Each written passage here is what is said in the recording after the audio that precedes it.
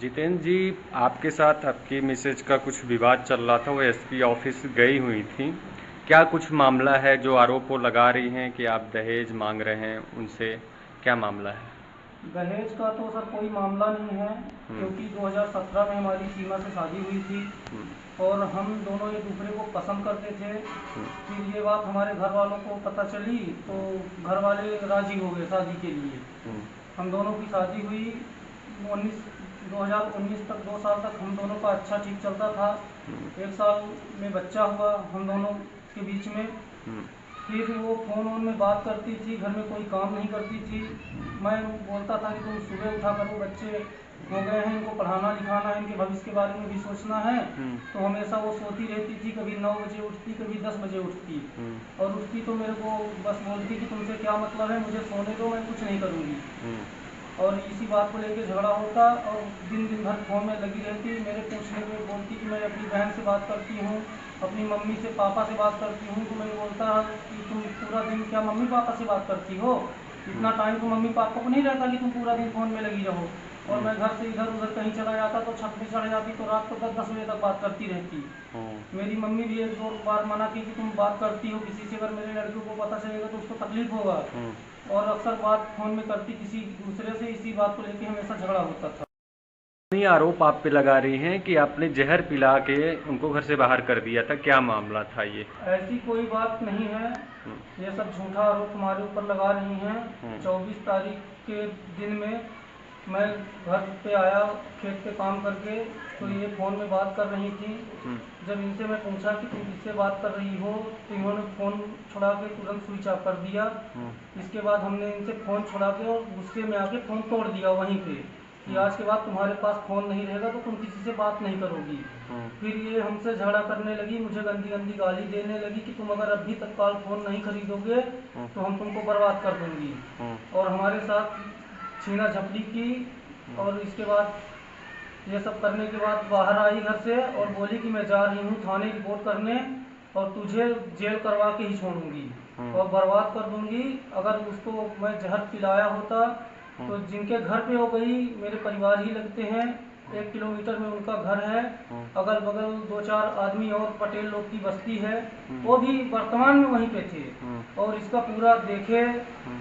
कि क्या इसका सिस्टम चल रहा। फिर मेरे को ऐसा लगा कि कुछ खा पी ली होगी, तो मैंने गाड़ी मंगवाया हम्म। और इसको बोला कि चलो तुमको हॉस्पिटल लेके चलता हूँ। तो वहीं उनके सामने मुझे गंदी गंदी गाली दे रही थी। हम्म। फिर अपने से चल के उनके घर पे गई हम्म। और चलने के बाद करीब 1 घंटे उनके घर पे बैठी थी। हम्म। फिर उनके घर से अपनी मम्मी को फ़ोन लगवाई, हम्म। तो उनकी मम्मी ने 100 नंबर को डायल किया, फिर 100 नंबर आई, उनकी मम्मी भी आई। हम्म। तो करीब 1.5 घंटे बाद हम्म। गांव से लेके गंगेव लेके आए। हम्म। गंगेव लेके आने के बाद 100 नंबर में बोले कि इनकी तबीयत ठीक नहीं है, तो वहीं से प्राइवेट गाड़ी में, हम्म। अपने पर्सनल प्राइवेट गाड़ी में ये लेके उनको रीवा चले आए हम्म। और संजय गांधी में भर्ती किए थे। हम्म। ये हमको सूचना मिली हम्म। और थाने वाले बोल ही रहे थे कि पहले इनका उपचार करवाओ। तो इनकी मम्मी बोल रही थी हम्म। कि बेटी को मेरे छोड़ो, पहले उसको पकड़ो। हम्म। हाँ, बेटी तो बचेगी नहीं बचेगी, ऐसा उनकी मम्मी वहाँ बोल रही थी। हम्म। तो ये अगल वाले जो हैं तो वो थे वहाँ वर्तमान में, तो वो सब बोल रहे थे कि उनकी मम्मी जब पुलिस आई 100 नंबर, हम्म। और 100 नंबर में जो कर्मचारी लोग थे तो वो भी ये सब देखे कि हम्म। ये बोल रही थी कि तुम उनको जाके पकड़ो हम्म। और मेरी बेटी को मरने दो यहीं पे। हम्म। तो अगर हम इनको जहर पिलाए होते तो फिर वहाँ जब तक संजय गांधी इनको पहुँचाए तो 2-4 घंटे समय लग गया, तो हालत तो और भी गंभीर हो जाती। तो ऐसी कोई बात नहीं है और ना ही हम कुछ जहर वहर पिलाए थे, ये मेरे ऊपर झूठा आरोप है। आपकी मिसेज दो तरह का स्टेटमेंट दे रही हैं। जब संजय गांधी भर्ती थी वो, तो पहला स्टेटमेंट उनका ये था कि आप उनको देह व्यापार में धकेल रहे हैं, पहला स्टेटमेंट। दूसरा स्टेटमेंट जब एसपी ऑफिस में आई तो उनका कहना कि दहेज के लिए आप प्रेशराइज कर रहे थे। तो दोनों में सच्चाई क्या है?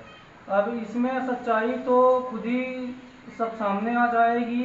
हम्म। और क्या है कि जो ये आरोप लगा रही हैं कि मेरी सास चरित्रहीन है, हम्म। मेरा पति नशा करता है, नशे का आदी है, तो मुझे उकसाता है कि तुम देह व्यापार करो, पैसे कमाओ हम्म। तो मेरा घर चलेगा, तो ऐसा कुछ नहीं है। सब मेरे हम्म। ऊपर झूठा आरोप लगा रही हैं। हम्म। मेरे पिताजी 2015 में एक्सपायर हो गए थे, मेरी हम्म। मम्मी है, 7 साल का मेरा बच्चा है, मैं अकेला ही हूँ। अपने पिताजी में। 10 एकड़ की मेरे पास धरती है, मेरे पास मकान है, ट्रैक्टर है, सब कुछ संपन्न है ईश्वर का दिया हुआ, कोई चीज की कमी नहीं है। और जो भी आरोप लगा रहे हैं सब झूठा है, हमें फंसाने के लिए लगा रहे हैं। अच्छा, उनका कहना ये भी है कि आपकी शादी को हुए 7 साल हो गए, है ना?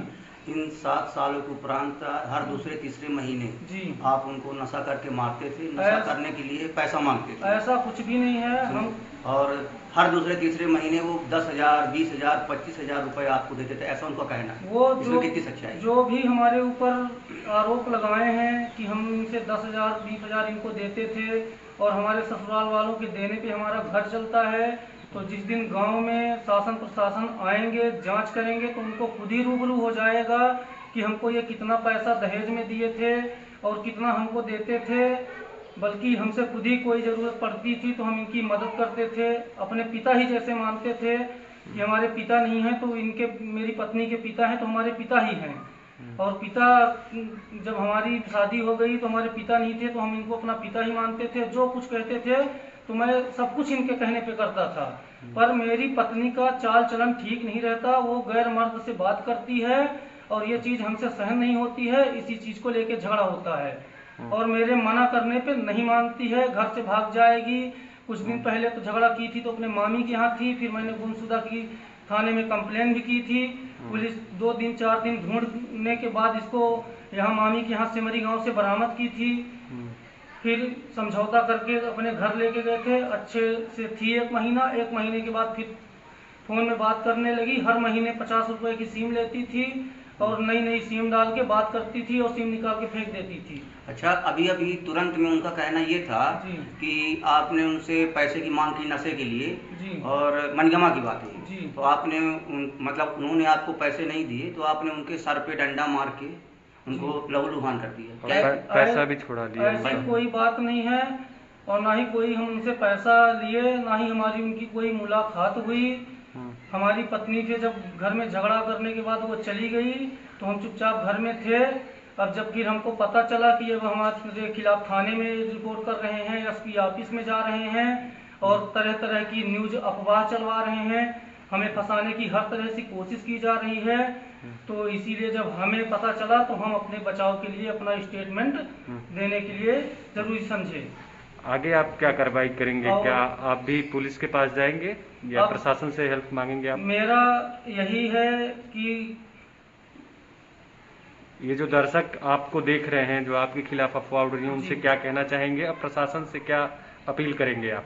माननीय एसपी साहब के यहाँ जाएंगे, अपनी मम्मी अपने बेटों के लेके और अपना हम भी स्टेटमेंट वहाँ पे देंगे कि हमारे ऊपर जो भी आरोप लगाया गया है सब झूठा है और इसकी अच्छे से छानबीन और जांच की जाए और दोनों पक्ष को एक मद्देनजर रखते हुए देखा जाए कि सच्चाई किसमें कितनी है और झूठा किसमें कितना है।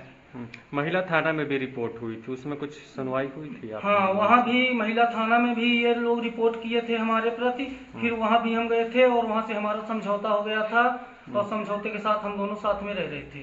अच्छा, क्या नाम है आपका?